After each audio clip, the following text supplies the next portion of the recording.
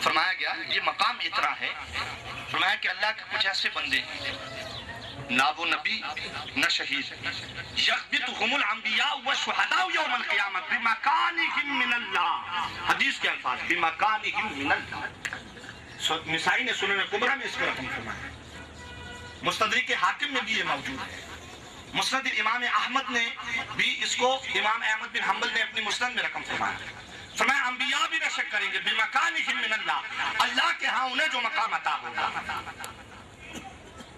فرمایا گیا کہ یہ وہ ہستیاں ہوں گی کہ جو مختلف قبیلوں سے ہوں گی، زبانیں بھی ان کی مختلف ہوں گی،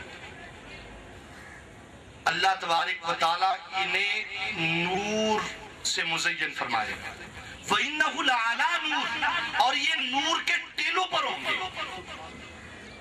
لَا يَحْزُونَ إِذَا حَزَنَ النَّاسِ، یہ شان بیان فرمائی گئی کہ یہ اس روز خوف زدہ نہ ہوں گے کہ جس روز لوگ خوف زدہ ہوں، یہ اس روز غمگین نہ ہوں گے کہ جس روز لوگ غمگین ہوں گے۔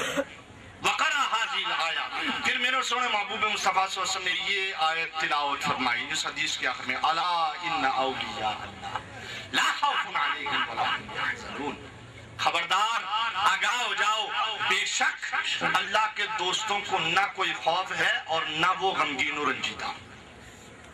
جبھی تو پوچھا گیا نا سئل رسول اللہ صلی اللہ علیہ وسلم اولیاء اللہ، کہ اللہ کے دوست کون ہے؟ آپ صلی اللہ علیہ وسلم نے فرمایا الذین اذا رؤوا ذکر اللہ، وہ لوگ کہ جب انہیں دیکھا جائے تو اللہ یاد آ جائے۔ الحمدللہ یہ کتنی بڑی سعادت ہے کہ یہاں پر اکٹھے ہوئے، اللہ رب العالمین اس کے حبیب صلی اللہ علیہ وسلم کا ذکر ہوا، اولیاء و صالحین کا ذکر ہوا۔ میں اپنی گفتگو کو اب اختتام، کیونکہ میں نے درس بڑے بھی یہاں پہنچنا ہے، مغرب کی نماز کے وقت درس ہے، اس کا انعام کیا ہے؟ ایسی محفلیں، ایسی ہستیوں کے ساتھ بیٹھنا۔ ہر بندہ میاں محمد بخش صاحب کے شعر، الحمدللہ اولیاء کا احترام، اولیاء کی عقیدت، اور یہ جو آپ صلی اللہ علیہ وسلم نے فرمایا ان بعض الشعر حکمہ، بعض شعر حکمت بھرے ہوتے ہیں۔ پھر آپ صلی اللہ علیہ وسلم نے فرمایا علیکم بمجالس العلماء، علماء کے ساتھ بیٹھا کرو، واستماع کلام الحکماء، حکماء کی باتوں کو سنا کرو، فإن اللہ یحیی القلب المیت بنور الحکمت کما یحیی الارض المیتۃ بماء المطر۔ آپ صلی اللہ علیہ وسلم نے فرمایا بے شک میرا رب وہ کلمہ حکمت سے مردہ دلوں کو ایسے زندہ فرماتا ہے جیسے بارش سے مردہ زمین کو زندہ فرماتا ہے۔ تو اولیاء کی باتیں جو ہیں حکمت بھری ہوتی ہیں۔ میاں محمد بخش صاحب کا شعر تو آپ بہت سنتے ہیں، میں آپ کو رسول پاک صلی اللہ علیہ وسلم کی حدیث جو اصل جڑ ہے حکمت کی وہ سنا دوں۔ آپ صلی اللہ علیہ وسلم نے فرمایا مثل جلیس الصالح والسوء کحامل المسک ونافخ الکیر۔ میاں صاحب فرماتے ہیں کہ چنگے بندے دی صحبت ایویں جو دکان تارا۔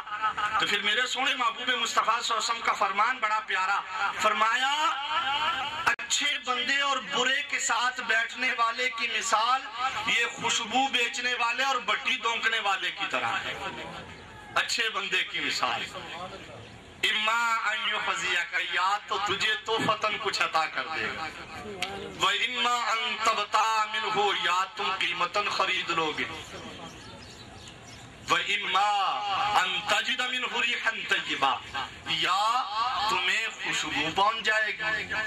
وہ بھائی بڑے محبت والے لوگ جن کی ان سے نسبت رہی، ملاقات رہی، ہم تو دلی طور پہ محبت کرتے ہیں، قدر کرتے ہیں اولیاء کی، حدیث سے یہ بات ثابت ہے۔ خدا کی قسم یہ ایسی باتیں نہیں ہیں کہ خوشبو پہنچے گی یا توفتاً مل جائے گی یا خرید لو گے۔ آپ صلی اللہ علیہ وسلم نے فرمایا کہ ایک شخص اپنے ایک بھائی کی ملاقات کے لیے چلا، فارسد اللہ علی مدرجتہ ملکا، میرے رب نے اس کے راستے میں ایک فرشتے کو بھیجا۔ فرشتے نے کہا اینَ ترید، کہاں جانے کا ارادہ ہے؟ بولا ارید اخلی فی ہذہ القریہ، یہ ساتھ والی بستی میں میرا ایک بھائی رہتا ہے، میں اس کی ملاقات کو چلا۔ بولا هل لک نعمت تربها، اس نے کوئی احسان کیا ہے کہ جس کو تو ادا کرنے جا رہا؟ بولا لا غیری ان احب فی اللہ عز وجل، کہا نہیں اس کے سوا میرا کوئی مقصد نہیں کہ میں اس سے محض اللہ کی رضا کے لیے محبت کرتا ہوں۔ تو اس ہستی سے بھی ہماری محبت رب کی رضا کے لیے ہے۔ فرشتے فرشتے نے کہا فارسل اللہ الیک، مجھے میرے رب نے تیری طرف بھیجا ہے۔ کس واسطے؟ اس واسطے کہ جیسے تو اس سے رب کی رضا کے لیے محبت فرماتا ہے، میرا رب بھی تجھ سے محبت فرماتا ہے۔ تو بھائی یہ جو اچھوں کا ساتھ ہے یہ کوئی اہم ہی نہیں ہے۔ سنا بھٹی دھونکنے والے کی مثال، وہ یا تو تیرے کپڑے جلا دے گا ورنہ وہ بدبو تو تجھے پہنچے گی نا، وہ تو کہیں بھی نہیں گئی۔ ایک اللہ کے مقرب ولی فرماتے ہیں میں رات کو سویا تو میرے سامنے ایک حبشی مردار فوت ہو چکا تھا، اسے پیش کیا گیا، کہا اس کا گوشت کھاؤ۔ تو میں نے کہا کہ میں اس کا گوشت کیوں کھاؤں؟ کہا غیبت تو کی تھی۔ تو انہوں نے کہا کہ میں نے غیبت نہیں کی۔ فرمایا تو جہاں ہو رہی تھی وہاں تو بیٹھا تھا نا۔ تو بھائی ایسے ہی نہیں ہے، نیکوں کی مجلس میں بیٹھو تو حدیث کا بہت طویل حدیث ہے، لیکن آخر کے الفاظ میرا رب فرماتا ہے تم گواہ رہو جو رب کے ذکر میں بیٹھے میں نے ان کو بخش دیا۔ تو ایک فرشتہ بولا کہ یا رسول اللہ، فرشتہ بولا کہ یا رب العالمین، اس میں تو ایک بندہ کسی اور حاجت کے لیے آیا تھا۔ تو رب العالمین کی طرف سے فرمایا گیا کہ جلساؤہم لا یشقی جلیسہم، یہ ایسے بیٹھنے والے ہیں کہ ان کے ساتھ بیٹھنے والا بھی نامراد نہیں ہو سکتا۔ یہ کتنی بڑی سعادتیں ہیں، کتنی بڑی عظمتیں ہیں، لیکن یہاں سے کچھ لے کے جانا ہے، یہاں سے فیض ملتا ہے خدا کی قسم۔